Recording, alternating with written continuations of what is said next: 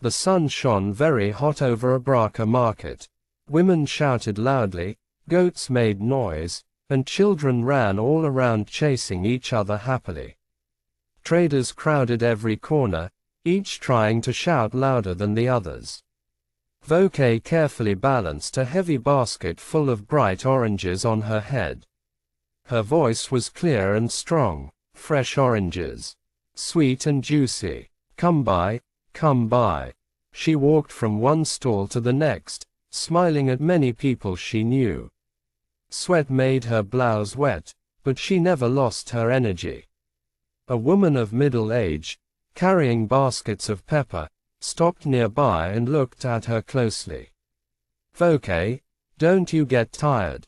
You shout from morning until night. Doesn't the market ever make you feel tired? Voke wiped the sweat from her forehead and laughed, showing her white teeth. Mama Chi, that is life. If you don't shout, nobody will hear you.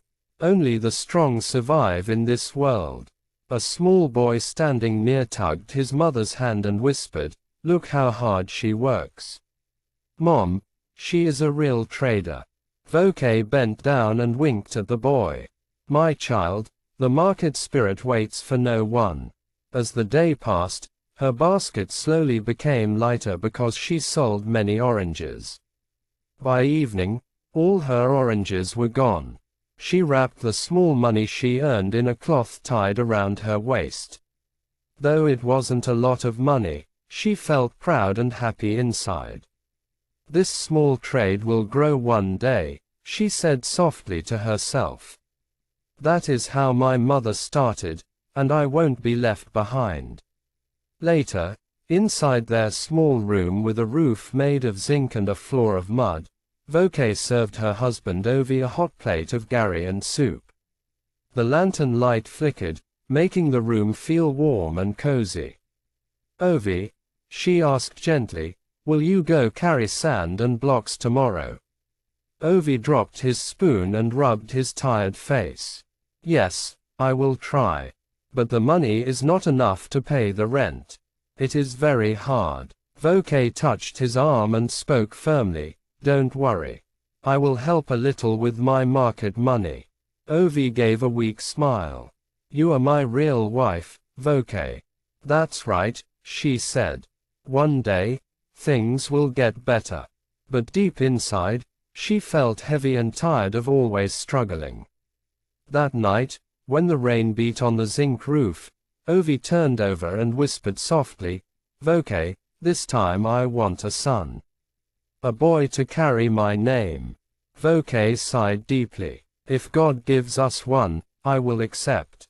But not everything is about having a son, Ovi."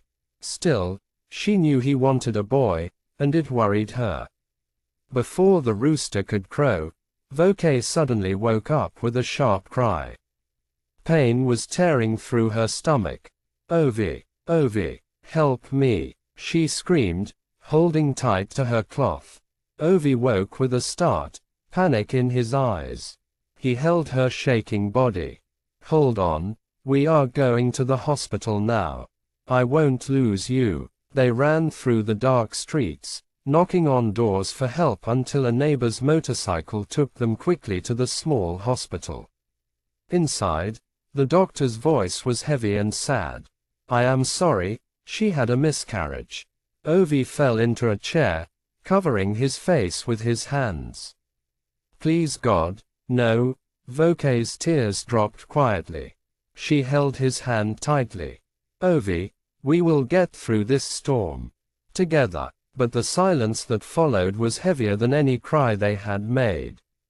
Their sadness was like a heavy blanket nobody could lift off. 3 months later, Voke sat in her backyard, staring at a crate full of eggs. Chickens clucked nearby. Her friend, Auntie Nkechi, walked by and laughed. "Ah, Voke, you have started selling eggs now. Who will buy eggs from you?" Voke smiled brightly. "Many people eat eggs, my sister. I will go sell them from house to house. Slowly, the business will grow." Auntie Nkechi clapped her hands and joked, If you make money, remember me, okay? Buy me some Gary. They both laughed, and for the first time in many months, Vokey's laughter felt real and warm. One hot afternoon, there was a soft knock on her wooden door. Auntie Vokey, please help me. She opened the door and found Martins, a thin boy from the neighborhood. His eyes were red like he had been crying. What happened, Martins? She asked kindly. He sniffled. My exam is next Monday, but I don't have the 75,000 naira for the fees. If I don't pay, they won't let me write the exam. My dad promised to pay in 2 weeks, but I can't wait that long. Please, Auntie, help me. Vokey's heart beat fast. Martins, that is a lot of money. Half of the money from my customers is still with me. He quickly knelt down. Please, Auntie, I swear I will return it as soon as possible. She hesitated but then sighed. Okay, but you must keep your promise. He hugged her legs, tears in his eyes. God will bless you, Auntie. You won't regret this. Weeks went by. Vokey's eggs sold quickly, but the money never came back. Customers began to shout at her. Vokey, where are my eggs? Vokey, I want my money. I will buy from someone else. Her heart felt tight and heavy. Every day, her money got smaller. Finally, she waited outside Martin's house late one evening. She saw him sneaking in quietly. Martins, she shouted, her voice full of anger. You ran away after I helped you. Where is my 75,000 naira? He stammered, looking everywhere but at her. My phone is off. I will pay you tomorrow. But tomorrow never came. One evening, Ovi came into their room looking very angry. His face was dark and full of pain. Vokey, who am I supposed to pay now? You have ruined this business with your kindness. I cannot stay here anymore. Tears filled Vokey's eyes. Stop, Ovi. I am trying my best. He packed his clothes into a bag. Your best is not enough. You will have to deal with your problems alone. Before she could stop him, he left into the night. She fell to the ground, crying. My God, what will I do now? The room felt darker and lonelier each day. Hunger came knocking, but no food answered. Her little daughter pulled at her cloth. Mama, won't you play with me? Vokey forced a weak smile but her eyes looked empty inside. She reached for a small bottle of insecticide sitting in the corner. I don't see any way out. Maybe if I drink this, my suffering will end. Her hand shook as she opened the bottle. Slowly, she raised it to her lips. Morning light came into the room. A passerby heard faint coughing and rushed inside. Jesus, woman, what have you done? He shouted, seeing the empty bottle. He grabbed some oil from a neighbor and forced it down her throat.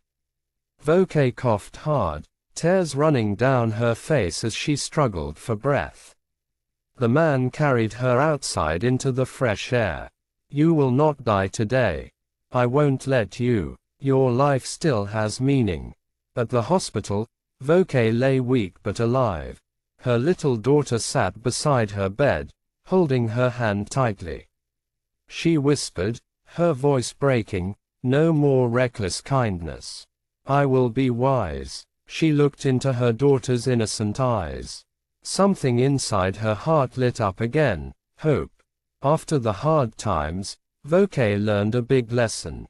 She started selling eggs again in a Braka market, but this time she was careful. She didn't give money to anyone who asked. She worked hard, smiled at customers, and made sure her business grew slowly. Vokey's little daughter, who was very sweet, helped her sometimes. The girl would arrange the eggs nicely in baskets and say, Mama, eggs are ready. Vokey would laugh and hug her tight. You are my helper. One sunny day, a woman came to the market. She had a big shop selling clothes and shoes. Her name was Mrs. Addie. She saw Voke selling eggs and stopped. Voke, you sell eggs very well. Do you want to sell clothes too? Voke thought for a moment. I don't know how to sell clothes, Mrs.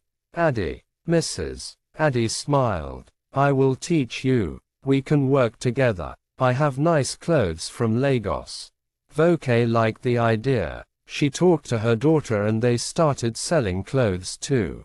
Mrs. Addie gave Voke some nice dresses to sell on credit. Voke sold them quickly because the clothes were beautiful and cheap. People in Abraka started liking Voke's shop. Voke sells good things, they said. Voke was happy. She paid Mrs. Addie back and started buying more clothes to sell. Her business grew big, but the story of Martins, the boy who didn't pay back the money, wasn't over. Months later, the police caught Martin's neighbor wasn't Martins himself but a neighbor who had helped Martins hide. The neighbor was caught stealing from others in Abraka. When the police found out about Voke's money, the neighbor was made to pay back the 75,000 naira. Voke was surprised one day when a policeman came to her shop. Voke, the neighbor who helped Martins hide, was caught. He paid back the money you lent. Voke was happy and relieved. Thank God, she said. Now my business can grow without worry. She used the money to buy more eggs and clothes to sell. Her shop looked busier than before. Ovi, her husband, came back to Abraka again after hearing about the money being paid back. He looked sorry and tired. Voke, I was wrong to leave you. Can you forgive me? Voke looked at him. I forgave you a long time ago. But Ovi, I am strong now. I don't need anyone to take care of me. Ovi smiled weakly. I see that. You are like a big tree now. I want to help you. Voke nodded. Okay, we can work together again. But this time, we will do business with wisdom. Together, they started selling more things in the market. Voke taught Ovi how to be careful in business. They grew happy again. At night, they talked and laughed together. Voke's daughter played around them. Voke said one day, life is like selling eggs. You must be careful, but you must also be kind with wisdom. Ovi nodded. You are right, Voke. You are wise now. And the story of Voke ended with happiness. She was a strong woman in Abraka market. She sold eggs, clothes, and shoes. She lived with Ovi and her daughter in peace. People said, Voke is a woman with a big heart and wisdom.